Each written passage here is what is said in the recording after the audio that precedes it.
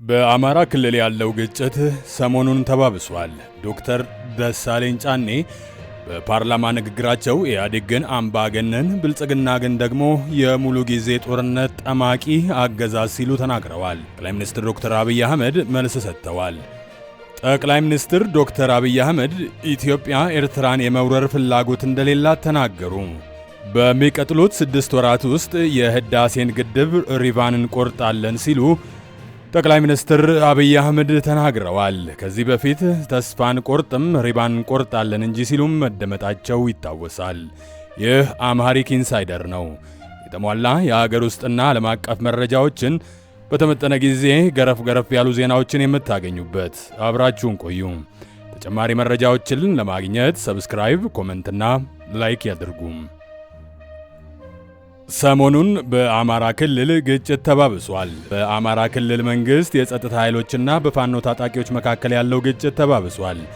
የኢትዮጵያ መንግስት ሕግን ለማስከበር እርምጃ እየወሰደ መሆኑን ሲገልጽ፣ ፋኖች የአማራን ሕዝብ መብት ለማስከበር እየተዋደቁ መሆኑን ይናገራሉ።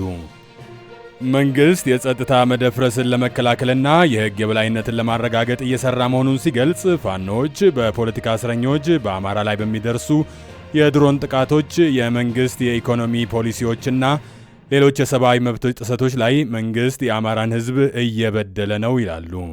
በተጨማሪም ፋኖች የአማራ ማንነትንና ክልላዊ ጥቅሞችን ለማስጠበቅ እየታገሉ እንደሆነም ጨምረው ይገልጻሉ። ሰሞኑን በመንግስት የጸጥታ አካላትና በፋኖ መካከል ያለው ግጭት ተባብሶ መቀጠሉን የተገኙ መረጃዎች ያመላክታሉ። ግጭቱ በክልሉ ነዋሪዎች ላይ ከፍተኛ ስጋት ፈጥሯል። በኢህአዴግ ጊዜ ይደረግ እንደነበረው ሁሉ ፍርድ ቤት በተደጋጋሚ ይመላለሳሉ። ፍትህ ግን እንደ ሰማይ ርቋቸዋል። በጦር ሜዳ እያዋጉ ተይዘው የታሰሩ የህወሓት አመራሮችን በአጭር ጊዜ የፈታ መንግስት በገዢው ፓርቲ አሰራሮች ላይ የሰላ ትችት የሚሰነዝሩ አማራዎችን ይህን ያህል ጊዜ ያለ ፍርድ ማሰር የገዢውን ፓርቲ አባላት ጠር ፖሊሲዎች በግላጭ የሚያሳይ ነው። ይህን ጦር ሰባቂ መንግስት በዚህ ልክ ክሪቲሳይዝ ሲያደርጉት ህዝብ እንዳይወጣ፣ እንዳይገባ፣ እንዳይማር፣ እንዳያርስ፣ ማዳበሪያ እንዳይወስድ ያደረገውን ኃይል ምን ነው አላየኸውም አልሰማውም አሉት። ዶክተር ደሳለኝ ጫኔ በፓርላማ ንግግራቸው ኢህአዴግን አምባገነን፣ ብልጽግና ደግሞ የሙሉ ጊዜ ጦርነት ጠማቂ አገዛዝ ሲሉ ተናግረዋል። ጠቅላይ ሚኒስትር ዶክተር አብይ አህመድም መልስ ሰጥተዋል። በማብራሪያቸውም በአካባቢው የምንዋጋው ሰዎች አትማሩ፣ አትታከሙ፣ አትረሱ ከሚሉ ጋር ነው ብለው ጠቅላይ ሚኒስትሩ የምንዋጋው መድኃኒት አምጥተው የሚደፉ፣ ማዳበሪያ እንዳይደርስ የሚያደርጉ፣ ነገር ግን ለህዝብህ የምንታገልነን የሚሉ ናቸው ብለዋል። ትምህርት ምን ያደርግላቸዋል ብለው የሚያስቡ ናቸውም ነው ያሉት። በጩኸትና በግርግር እውነት ለመደበቅ የሚደረግ ሙከራ ስላለ በዜጎች ላይ ከፍተኛ ጉዳት እያመጣ መሆኑን የተናገሩት መንግስት ለትምህርት ልዩ ትኩረት ሰጥቶ እየሰራ መሆኑንም ገልጸዋል። የጤናው ዘርፍም በትኩረት እየሰራ መሆኑንም አስታውሰዋል። ተፈናቃዮችን ወደ ቀያቸው የመመለስ ስራም እንደሚሰራም ጨምረው ተናግረዋል።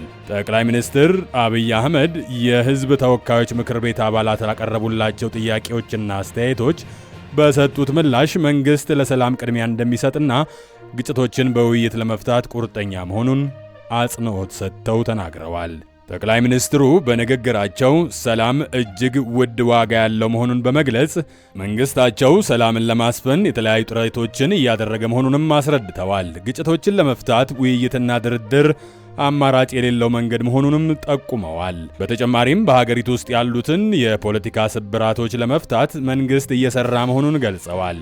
ነፃ አውጪ ነን ባዮች መጀመሪያ ተጎጂ ያደረጉት የራሳቸውን ህዝብ ነው በማለት ተችተዋል። የሐሳብ ነፃነትን ሽፋን በማድረግ የሚፈጠሩ ችግሮችንም አንስተዋል። ጠቅላይ ሚኒስትሩ የፕሪቶሪያው ስምምነት ለሰላም መስፈን ወሳኝ ሚና እንደተጫወተ ገልጸው ስምምነቱ ሙሉ በሙሉ ተግባራዊ እንዲሆን መንግስት ቁርጠኛ መሆኑንም አረጋግጠዋል። የታጣቂዎችን ትጥቅ ማስፈታትና መልሶ የማቋቋም ሥራው በተሟላ መንገድ እየተፈጸመ አለመሆኑንም ጠቁመዋል። ኢትዮጵያ ኤርትራን የመውረር ፍላጎት እንደሌላትም ተናገሩ። የባህር በር ጉዳይ ግን የህልውና ጉዳይ ነው ብለዋል። ብልጽግና ኖረም አልኖረም፣ ይህ ፓርላማ ኖረም አልኖረም፣ የባህር በር የማግኘት ጉዳይ የኢትዮጵያ ህዝብ የህልውና ጉዳይ ነው ብለዋል።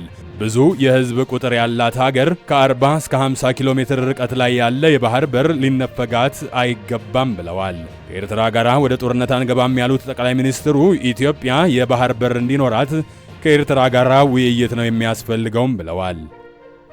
በሚቀጥሉት 6 ወራት የህዳሴ ግድብን ሪባን እንቆርጣለን ሲሉ ጠቅላይ ሚኒስትር አብይ አህመድ ተናግረዋል። በሚቀጥሉት 6 ወራት የታላቁን የህዳሴ ግድብ ሪባን እንቆርጣለን ሲሉ ጠቅላይ ሚኒስትር አብይ አህመድ ገለጹ። ጠቅላይ ሚኒስትር አብይ አህመድ ከህዝብ ተወካዮች ምክር ቤት ለተነሱላቸው የተለያዩ ጥያቄዎች ምላሽና ማብራሪያ እየሰጡ ይገኛሉ። በምላሻቸውም የህዳሴ ግድብ በሁሉም ኢትዮጵያውያን ትብብር ያለምንም ብድር እየተከናወነ የሚገኝ ፕሮጀክት መሆኑን አንስተዋል። በሚቀጥሉት 6 ወራት የታላቁን የህዳሴ ግድብን ሪባን እንቆርጣለን ሲሉም አረጋግጠው ተናግረዋል። የህዳሴ ግድቡ የመሰረት ድንጋይ ከተጣለለትና የግንባታ ስራው ከተጀመረ 15 ዓመት ሊሞላው ጥቂት ቀናትም ቀርተውታል። ይህ አማሪክ ኢንሳይደር ነው።